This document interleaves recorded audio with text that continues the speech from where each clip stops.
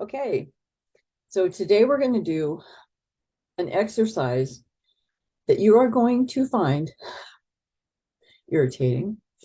And 6 months from now, you're going to be having progress that others are not having. And there will be a time when somebody who recognizes that is going to ask you, what are you doing?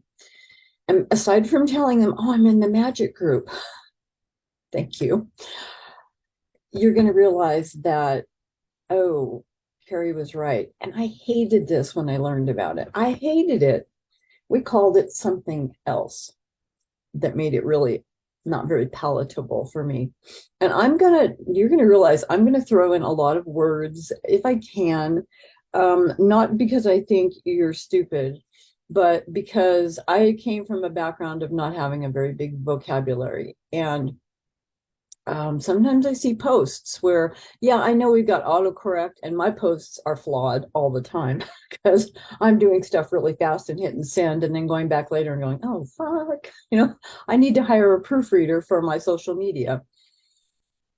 But yeah, I'm going to throw in as much as I can. And sometimes I'll just slip something in like, that doesn't affect anything you're doing. That's with an A, kids. And the effect it gives you, the result, is with an E, those kind of things.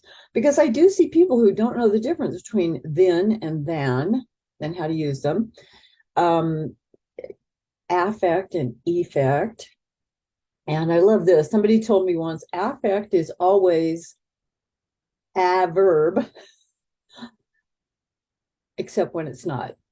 I thought, well, thank you for that.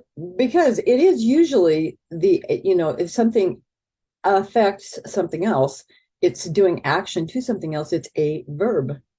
It's the affect is a verb, and effect is the other one. It's the result, the end. Think of it as the end, ending in an E. But there is a psychological term called affect. And I would not know that for years. That when especially a psychologist, a doctor is looking at a patient and reporting their affect seems flat and dull, and it's how they're presenting emotionally, their affect. So I add that to the mix. There's a effect is always a verb. Effect is the end result. But then there's that time when you go to the psychologist or the doctor and they talk about how you are presenting emotionally, and that's also your affect. So I don't know how you're going to remember that, but good luck. Usually that one doesn't come up in a test situation, but it does come up in life. So I digress. Today we're going to do something that I call communing with the chatter. I don't know, we'll call it the CC exercise, communing with the chatter, CWC. Acronyms, alphabet soup. Yeah, get good at your alphabet. I hated it. I hated doing name drills. I hated doing number drills. I will be very transparent and honest with you about the parts of my steno journey that really sucked. And there are things to this day that I have not yet conquered. And hey, I'm still making money. It's not a big deal. You don't, well, sometimes it's a big deal, and it irritates the hell out of me, but you don't have to be perfect to do this job. You have to show up with perfect intentions, perfect aspirations, but you do not have to be perfect. You're not going to be perfect. And so, yeah, let that go. Okay, communing with the chatter. Because some of you will have noticed, and I'm talking, because we're focusing here mostly on theory students, and all that mix that's in there before you hit 100s, 120s. And that's really what this group is focused on, because your brain will go through 3 iterations, maybe 4, between here and being out and being paid. And we all realize that first step in the journey is theory. Okay. And everybody's theory is different. Even if you studied the same theory somebody else did, you're an individual and that person's an individual. And there are going to be things you either heard wrong, learned wrong, memorized wrong, or made up that works for you. And so they're different theories. And then you move into speed building. And there are schools that try to do both at the same time. So whenever I'm talking about something, it's not black and white. Allow your brain to say, oh, but that's a little different for me. I do a little different this way. And that's okay. It's all okay. I want you to get that really firmly grounded into your soul, that it's all okay.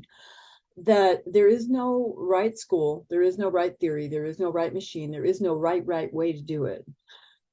There's no right way to write. There's the way that works for you. There's the way that works for you that gets a verbatim transcript. There's the way that works for you that passes the tests, that gets you out of school, that gets you certified, that gets you the check. Okay. That's what works for you. Allow yourself the flexibility to move in and out of those things. Theory, beginning in your speed building, which is what most of you guys are in here for. Morphing from, okay, I think I've got my theory down. I still go back and I review it every once in a while or every day, whatever works for you. And now I'm in speed building because frankly, well, I'll come back to frankly in a moment. Then the next section is 120 to 160, 180, 160. Some people think 140 to 180. So 120 to 180, whatever. It's the chunk in the middle. Okay. And you will hear people say, oh, 180s, that's where you get stuck. You get stuck where you get stuck, or you don't get stuck. And it's not any judgment either way. I saw people who never got stuck. And I saw people who got stuck every step of the way. And I didn't get stuck until somebody told me, you get stuck. Sometimes you get stuck. I'm like, really? Oh, okay. Because apparently my brain is very susceptible, and so is yours. But when I was in theory at not one of the best schools in the world, they used to have a great reputation back in the 30s, 40s, and 50s. But the San Francisco Academy of Stenographic Arts, may they rest in peace. Whew, theory. No long vowels, write everything out, write it phonetically, get something for everything, get faster, you'll be great. You can figure it out later. Okay. You guys sitting down. My theory was 5 weeks. But the guy that was running the school told me something that I still think back on and realized how powerful it was. And he said very plainly and very simply, when you get out of theory, you're already going to be writing 80 words a minute. And I thought, oh, wow, okay, that's cool. Already 80 words a minute. That's like way faster than if I had done Greg or Pittman shorthand with pen and piece of paper, because that takes a long time to get up to 80 words a minute. So, and to type at 80 words a minute, wow, all I got to do is learn theory, and I'm already writing at 80 words a minute. So guess what happened after I got out of theory? And we went right into 80, where there was no 40, 50, 60, LMNOP, whatever the hell that is. Anyway, sometimes you'll hear me sound a little judgmental.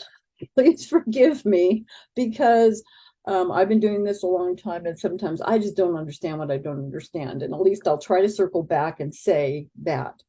But I didn't have that. We went right into 80, and he told us we'd be writing at 80 words a minute when we finished theory. So 80. Boom, boom, boom, 3 tests, and I was gone. I was out. I was in 100. And then my brain said to me, well, that wasn't very hard. Wow. So now we're in hundreds, and that's only 20 words per minute faster. So that's not a whole lot faster. It's not double yet, because 60 words a minute, I'm thinking 80, just drop down a little. 60 words a minute is 1 stroke a second.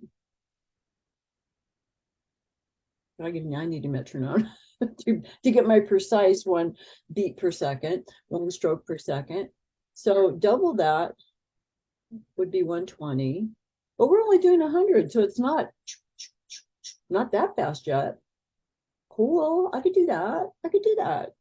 100s took me, that was the first time I actually felt like I failed a test, but I remember thinking, oh, I just didn't pass yet.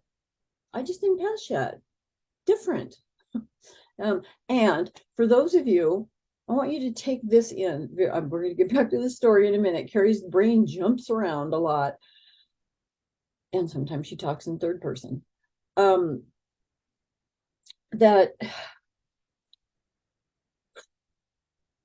yeah, there will be times when you get stuck, and there will be times when you don't.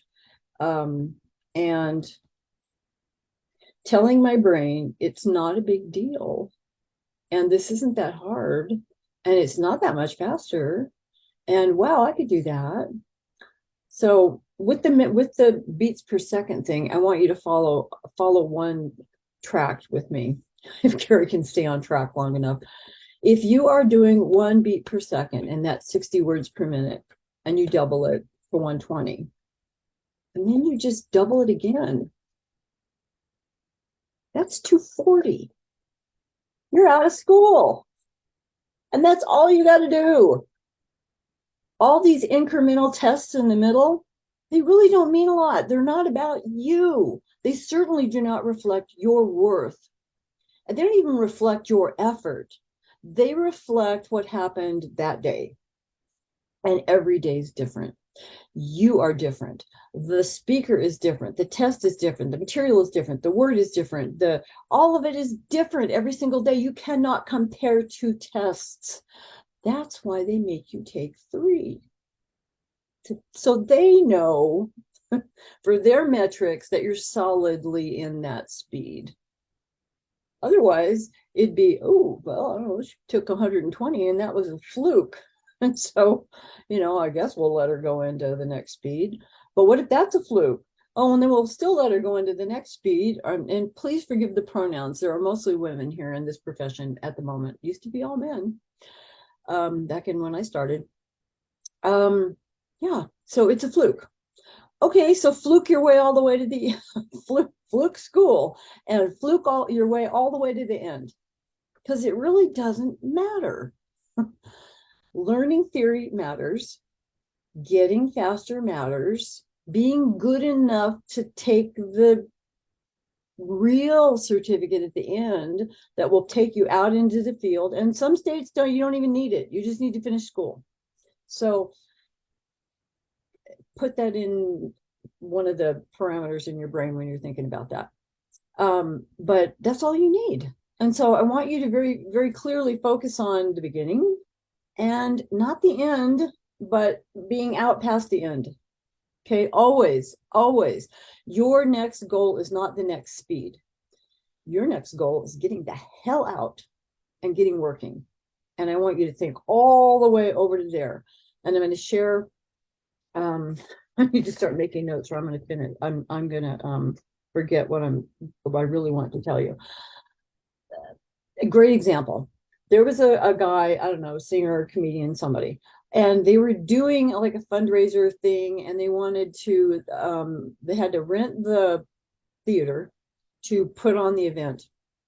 And the big deal was they had to put enough butts in the seats to pay the overhead, and then hope that they had more to have profit to be able to do their fundraising or whatever it was they were doing. And everybody was worried. I mean, worried sick about how are we going to do that? How are we going to advertise? How are we going to get people that should we pay? How charge them this much? Should we charge them that? How are we going to do that? When you hear how, first of all, realize you're up in your head. And I'm sorry, but nothing really good ever comes from up in your head, because up here is fear. Down here is knowing. So you'll hear me talk about this a lot. But in that moment, the other guy said, I don't care how we get the people in the seats. What I want to see is my name up there on that marquee, my name in lights, with a sign across my name that says sold out. done. My show's sold out. He didn't care about all the steps in between. His vision was, we're doing this thing and this is what I want. We're doing this thing and this is what I want. And all the steps in the middle are going to take care of themselves. Yeah, I'll show up for the rehearsals. Yeah, I'll take tickets and sell whatever. They tell me what to do, I'll do it. That's our journey in court reporting. We show up here and we start, and we want that. And all the stuff in the middle is going to take care of itself. I promise you. But we're such control freaks. We feel like we have to be in control of it all. And there are some things, that you need a protocol, you need a rhythm, a routine, a practice that is going to help you to the end. But I want to tell you something about, I don't even think I finished my four stages of court reporting school. So I'll do that again real quick. Theory up to 120-ish, up to 180-ish, and then what they call exit speeds, which is, oh dear God, I'm actually going to finish and get out and have to go out. And now there's all that stuff that I have to learn.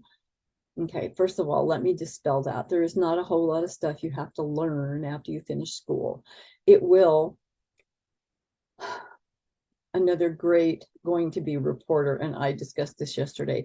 It is an organic process that will unfold for you at the speed of trust when you're out in the field. You know how when you watch somebody do something and you try to do it and then you do it again, you get better at it. That's all it is.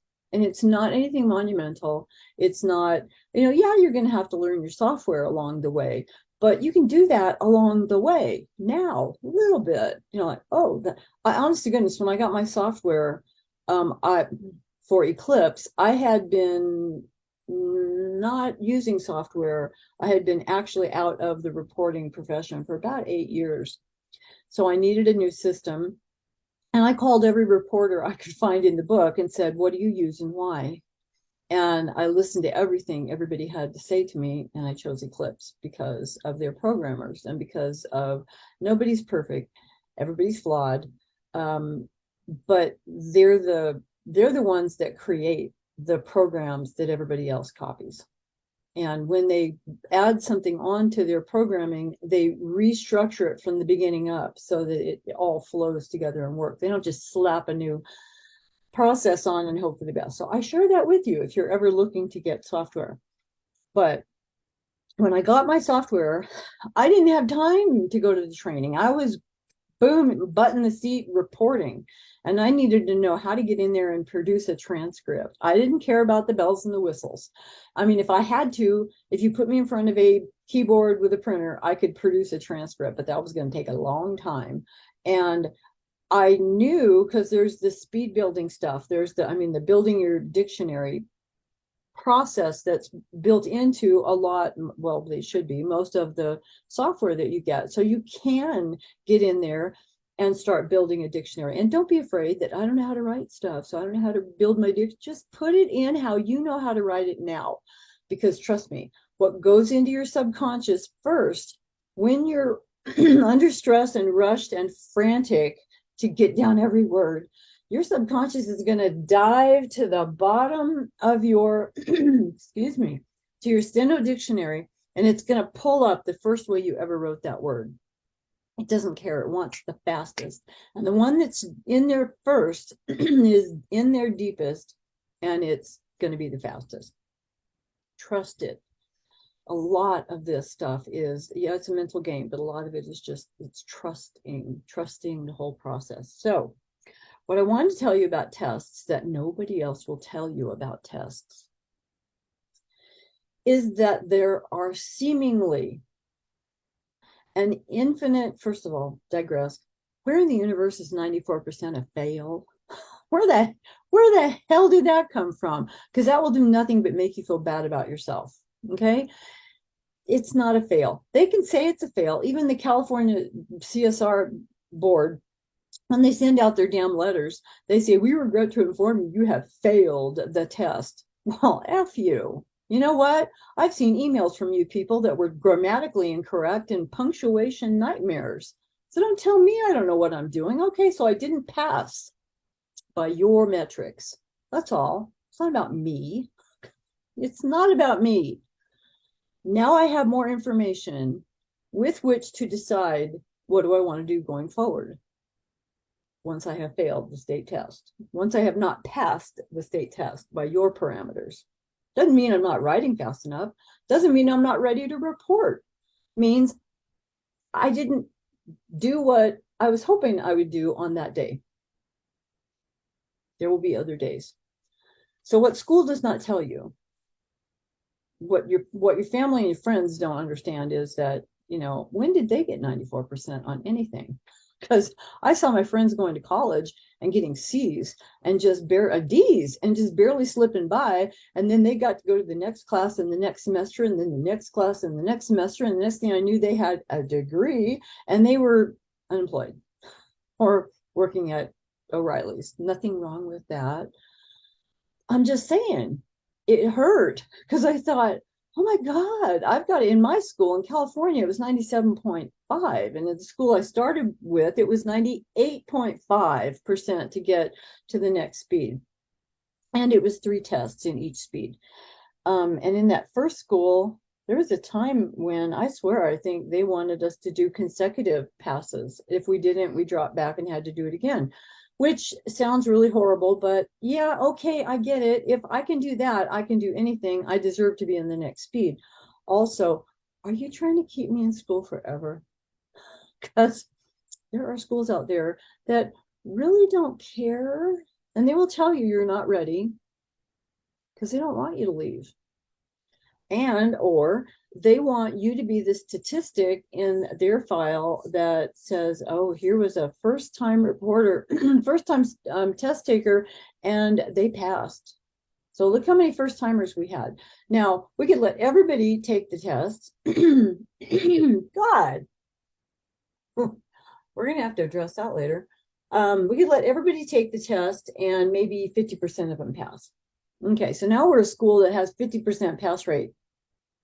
Or we could make our standards for them to qualify, God dang it, to take the state test so high that only this many people are going to qualify to take that test. But by golly, when we got those 2 up there, we know, we think they're ready. They're going to bring us the passes. Well, if 2 of them take it and only one pass, they're still at 50%. But what they're hoping for is they get 2 people out of 10 that should be taking the test. And those 2 people, if they pass, then we got 100% pass rate. Now we're the school that has 100% pass rate. And I promise you, there are lots of schools out there. There are lots of people out there. And that's their metrics, is not how fast can I get you out of school working. It's, I want my numbers to be really high because I'm charging for this program, and I only want the people that are going to do the thing that makes me look good. And if I let everybody in, it kind of pulls the whole thing down a little bit, which is why this group, the Magic for Court Reporters, was kept private, secret, and hidden for so long, because I only wanted to work with the cream of those people who really had their hearts in it and were truly putting every effort they could possibly put into this and still felt like they weren't getting the results. And that's who I wanted to work with, because I can help you fix that. I know what that is, and I know where that comes from, and I know how to help you get past it. And I truly know what I wish I had had when I was in school. So the other thing that the schools don't tell you, I swear to God, we're going to get to communing with the chattery mind in a minute. What they also do not tell you is that there are an infinite number of tests, seemingly, that you will not pass. There are way more tests that you will not pass. It's supposed to be like that. If they're going to do tests that often, it's supposed to be like that. And I say that because I know of people who never went to school. They learned the machine, they learned the theory, they got faster at it. There were no tests in between to tell them where they were. Every day they woke up and said, can I write it better tomorrow? Can I do it better tomorrow? Can I do it more accurately tomorrow? Can I stay on top of a faster speaker tomorrow? And then they took a national test and now they're working.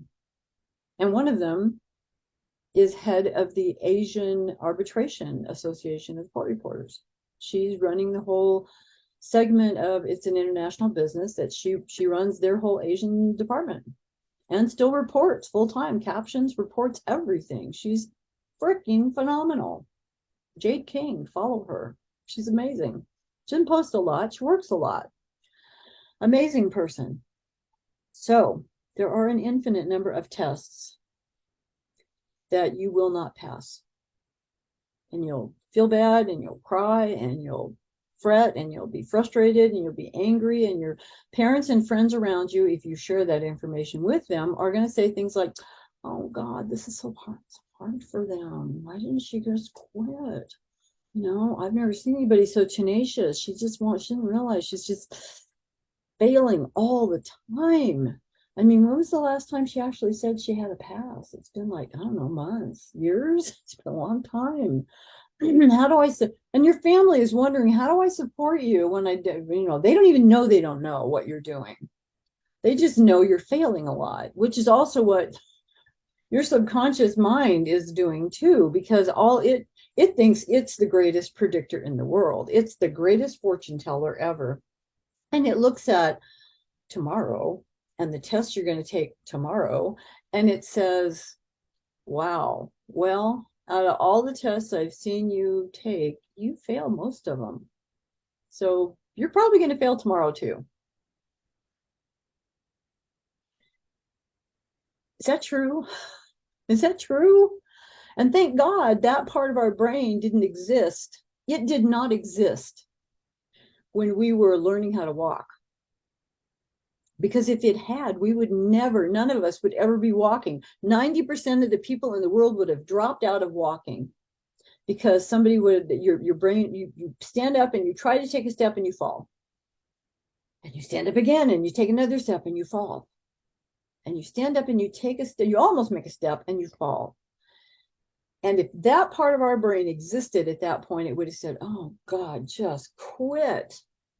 This is torture, trying to help you take the next step when all you do is fail. You should just quit. And I loved it. My hypnosis teacher said, who has ever seen a 2-year-old sitting on the floor and just saying, you know, I tried walking. It was just such an, I just quit. I don't need it. I don't need it in this lifetime. I quit. I gave it up. But that part of your brain came on board somewhere between the ages of 7 and 12. I always think of like 7, 8, 9, because we're different. Court reporter brain is different. And then it started evaluating everything it saw. It didn't just get out of the way and say, oh, you want to walk and you want to run. Okay, I'm going to get out of the way and just let you do that. Let you fall as many times as you need to get better at what you're doing, to build muscle memory and to build speed and confidence and balance and rhythm and all that stuff. And then you're not just going to walk, you're going to run. And I'm going to stay out of your way and let you do that. It does not do that. When from the moment it came on board, it's decided it needs to control everything, even if it doesn't understand everything, and even if it doesn't have a dog in the fight. It is ego, and it wants not to fail, and it wants not to be embarrassed, and it wants not to have trouble and difficulties, and it wants everything basically to be the way it was yesterday. It likes what's familiar. It does not like change. It does not like effort. We want everything as simple and easy as possible. We want it to be just like it was yesterday. So if you don't get on top of that part of your brain, you're going to be exactly where you were yesterday. And I know that's not where any of us want to be. So there are an infinite number of tests that you will not pass. Guess what? There are a finite number of tests that you will pass, and then you'll be done. And for those of you, as you go along, it helps to sit down. If you're in a school where they don't give you 25 tests a day, 50 a week, and they think that that's trying to help you get over your test anxiety, but they're trying to give you more opportunities to pass. I don't know. There's all kinds of schools of thought out there, all kinds of theories of thought out there. But for those of you who go to a rational school who give you 2 or 3 tests per speed, I want you to add up how many tests you actually need to pass to get out. And I'm going to tell you about Brianna in New York. Brianna, if you ever get to watch any of these videos, I want you to know that your story has gone with me in my heart and to so many students that you can't imagine the lives that you have changed simply by them having heard this story. And forgive me if you're watching and I get any of the details wrong, because it's coming from my heart and we all see every accident from a different vantage point. And that's why we have all of the different witnesses in trials that we do. So, court reporter student gets a hold of me and says, I'm in 180. I've been in 180 for a very long time. I've been in school for a very long time. So long, she was not either, she couldn't remember or she was not going to divulge to me how long she had been in school. But suffice it to say, a very, very long time. Well, when was the last time you passed a 180? I've never passed one. Okay, so the last test you passed was 160. Yeah, I'm going to be in here forever. And I'm a single mom. I've got a little boy. I'm living with my parents. You know, so she had a lot of motivation to get the hell out of school. And yet it had been over a year that she had been in 180. And first of all, I tried telling her, because I had just kind of realized that you're always building speed. Just because you're not passing a test does not mean you're not getting better, faster, more accurate, and building what I call it's happening in the background. You're not even consciously aware of it, and that's okay. Because most of what you do in court reporting, you're not consciously aware of. 95% of it. 5% of it, maybe you're jumping, there's that part of your brain that says, there's a brief for that. And the minute you do that, the minute you let that part of your brain jump in, your writing slows down. Because this chattery part is not as fast as the other part of you that can write like it's on fire. So she comes to me and says, I'm in 180, been here forever. And I asked her, so I was new.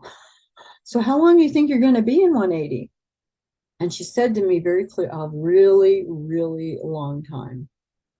Really long time. And I thought, well, you know, I'm thinking to myself, we're going to wait till your little boy's in college, or, you know, like what? I don't know. I don't know what her brain was doing, but it somehow thought it was in infinity, that there was never going to be an end to this thing. And she was in 180.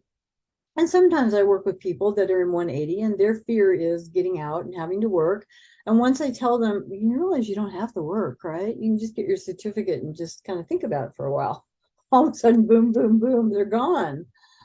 And I'm like, yeah, that's not that's not hypnosis. That's just me giving you permission to get yourself off the hook, to not put yourself out there to fail again. And then what happens when they get their certificate is, ooh, I think I'm going to go try this. Good, good. Because that was kind of the idea from the beginning, right? When you figured out why you wanted to do this. And now you're in that place where you're finally telling yourself, ooh, why not? Let's do it. Why not? So back to Brianna. 180, going to be there forever. And I said, okay, let's do some math, which I hate, but sometimes it comes in handy. And I said, you've passed no 180s. Okay, so how many 180s do you have to pass to get into 200s? I have to pass 3. Okay, that's 3. To get from 200 to 225, how many do you have to pass? 3. And I'm guessing 3 and 225. Yes. Okay, so you need 9 tests to get out. She's in New York, so she does not need a state test. She just needs a certificate from school saying 225, she's out, she's done. She can start working. So, okay, you got 9 tests. How many tests do you get a week? I get 2, one on Tuesday, one on Thursday. Brianna, does it surprise you? I remember these details because they're locked in my brain forever. It was an amazing story. 2 tests a week. Do both of them count? Yes, because the school I went to, they didn't. You could only pass one a week. Yeah, they were trying to keep me in there forever. Another video. Anyway, okay, so in 5 weeks, you get 10 opportunities. I could see this glazed look coming over her face. You get 10 opportunities to pass 9 tests. I can't do that. It's like, I didn't ask you if you could do it. We're just doing the math. Yeah, but I can't do that. I mean, I haven't passed anything now. How can I pass 9 tests in 5 weeks? Don't worry about it. And she just kept kind of fighting me on it a little bit. And I finally said, okay, so it would take a miracle. All right. Okay. So it would take a miracle if you showed up at every test and gave it your all. And in 5 weeks, in 10 opportunities, you have 9 tests and you pass them all.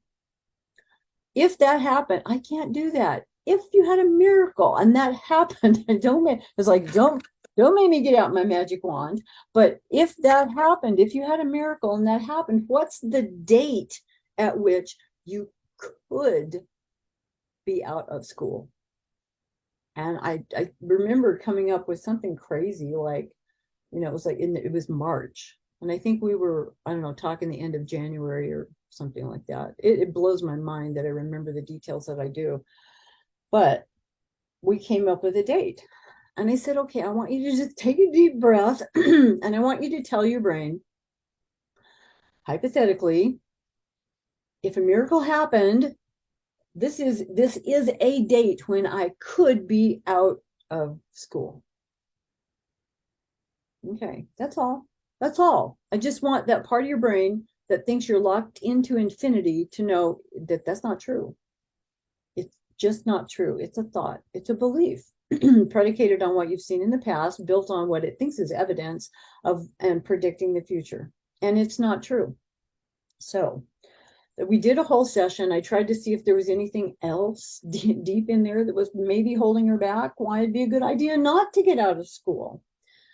We knocked all that out. I gave her what I call a transformational recording to listen to every night for 21 days at least, or until you get sick of it. You want a new one, give me a call. We'll do that. And to let me know how it's going. Good luck. And I was on to the next student. I think I did 25 full session, 2 to 3 hour sessions that month. And I was still reporting full time. Whoa. So I'm on a train. Few weeks go by, 10 weeks go by, and I'm on a train going to San Francisco to a job. And I get a text from her and it says, oh my gosh, and I remember it was a Thursday. And she said, oh my gosh, I passed my test on Tuesday. And I think I passed my test today, but I won't know till tomorrow because the teacher's got to grade it. And I thought, oh my God, she's finally passed a 180. After all this time, her brain finally let go.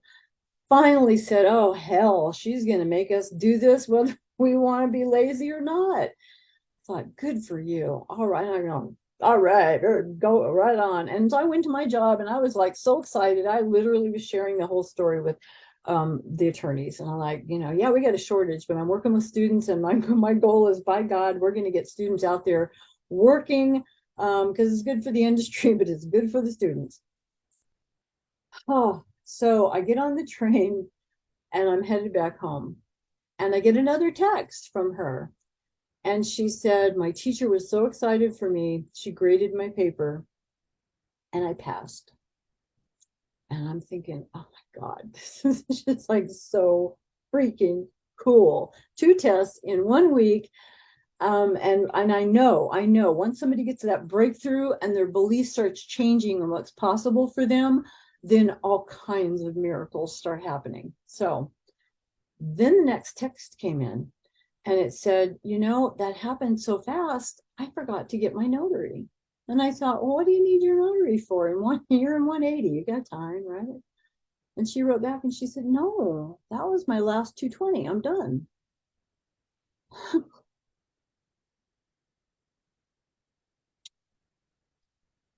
It was 10 weeks. for 180 and she's out working.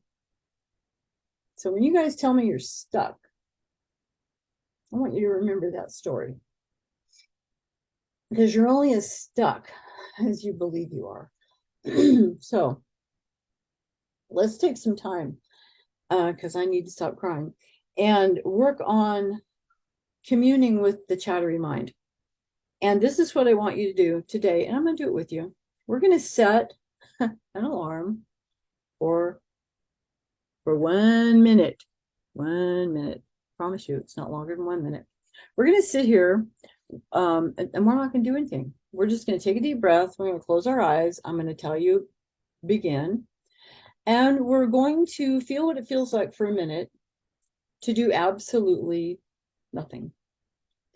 And your part of your brain is going to go on fire saying, we're spending a whole minute out of a day to do nothing. What does she think that's going to accomplish? Is it done yet? It's been 10 seconds. I bet you it's been 10 seconds. We don't know how long it's been, but my God, is she going to make us do this every day? Is this what I signed up for? Thank goodness I'm not paying her anything for this, because I would want my money back at this point. I just want you to notice. I don't want you to engage. There will be those of you who can't help but engage in the conversation that goes by through your brain. But I want you to realize that's not you talking. You have agreed with me that we're just going to sit here for a minute, quietly with our eyes shut, breathing, relaxing, and just watching the show go by. Because there is never a lack of thoughts. You don't have to think thoughts. You can deliberately stop and think thoughts. But when you're just sitting there, just relaxing, there's a different part of you that's chattering endlessly. So let's just see what that feels like. I want you to take a deep breath. Close your eyes, and I'm starting the minute now. Just breathe. Your rhythm.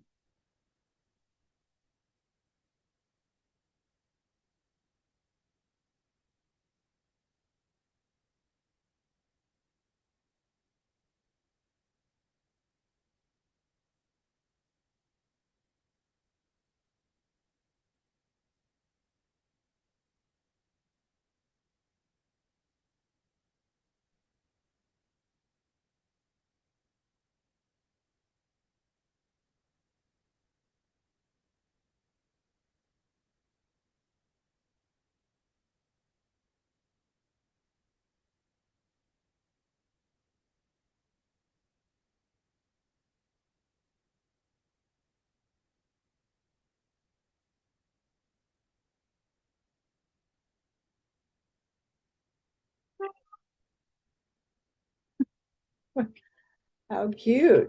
And come on back. Oh, I had no idea that was going to come on. How darling. That was a minute. What did your brain do? I was really surprised because I haven't done this exercise for a very long time. And my brain was quiet because I have been practicing it.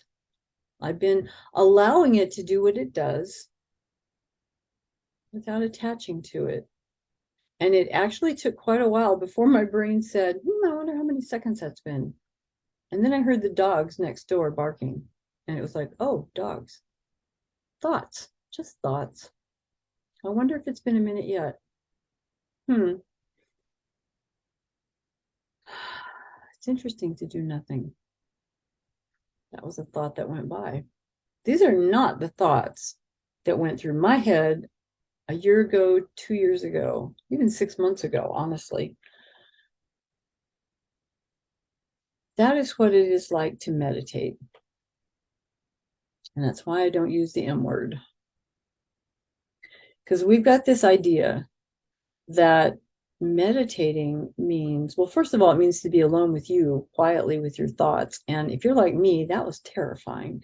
It's like, I swear I'm going to write a book someday called Avoid the Void, because I would do anything to not be alone quietly with my thoughts. Put on some music. Can we watch a movie? Who can I call? Should I read a book? Let's go for a walk. Oh my God, I got housework to do. I don't even do housework. I remember one night up on a ladder at the top of my cupboards, cleaning, and I had, this is embarrassing.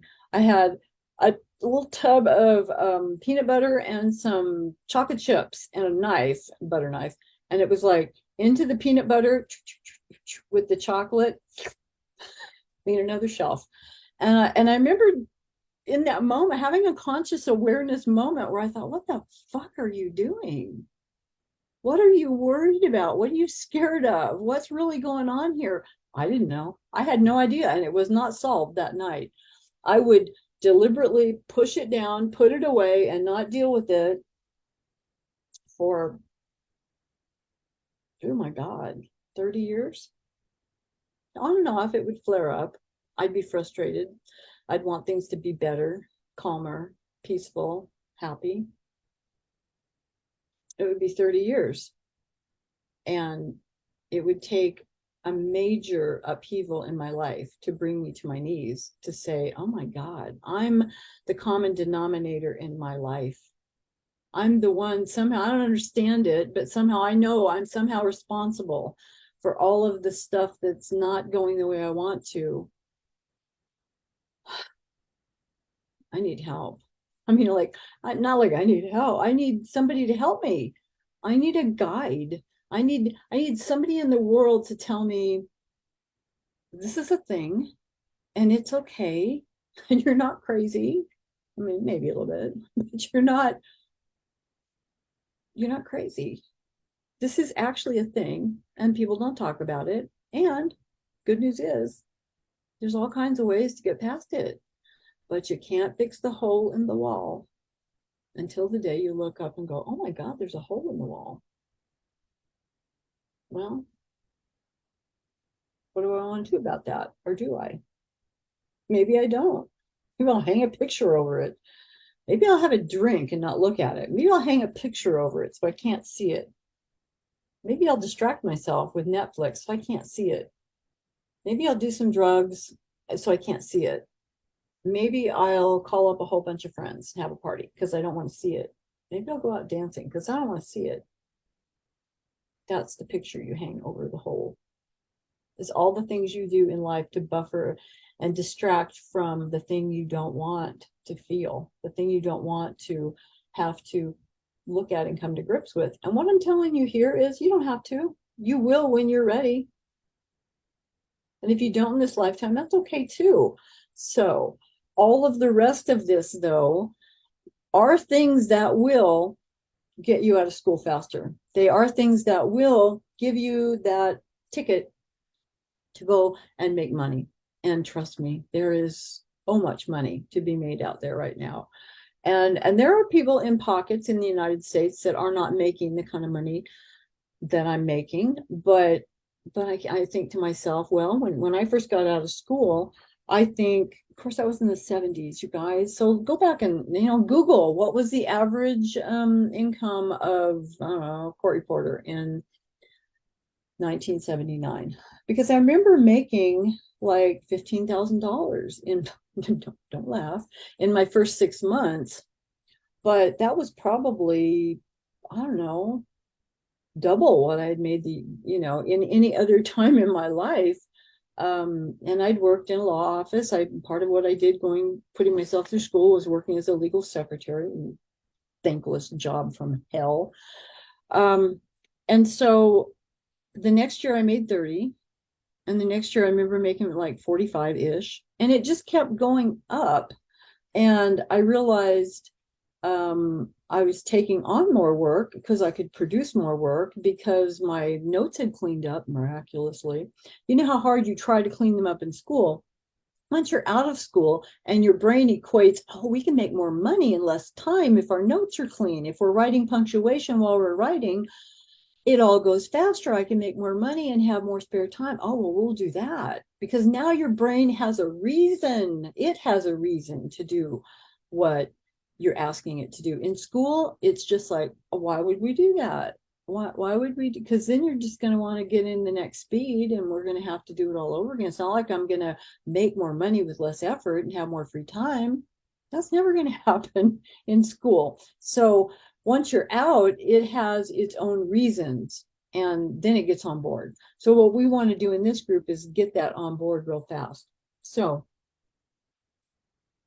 I want you guys, if you can, if you want to, you don't have to, but to try the 1 minute communing with your chattery mind once a day, doesn't matter when, just one moment of silence, just acknowledging it, watching what it does, listening to what it says without attaching to it, not getting involved in the conversation, like you're eavesdropping, like you can hear somebody else's conversation, but you don't want them to know you're listening. So you're just kind of over here and you're just, oh, isn't that interesting?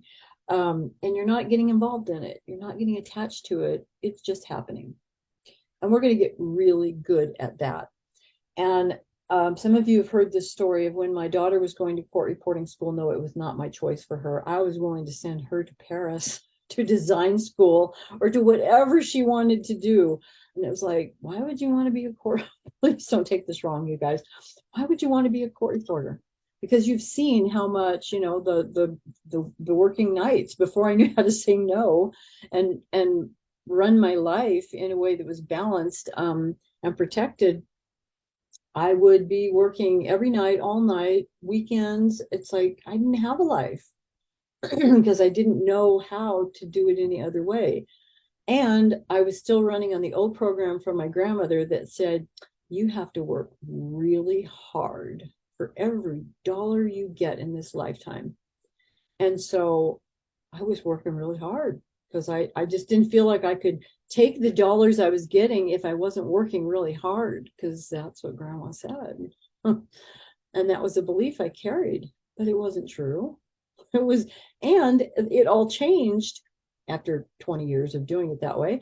It all changed in an instant when I decided, well, that's not true. I wonder what it would be like if I didn't believe that, if I believed something different. Because a belief is just a thought that you have repeatedly thought until you decide it's a belief. And then your subconscious, its job is to make sure the outside world conforms with what you believe is possible, what you believe is true.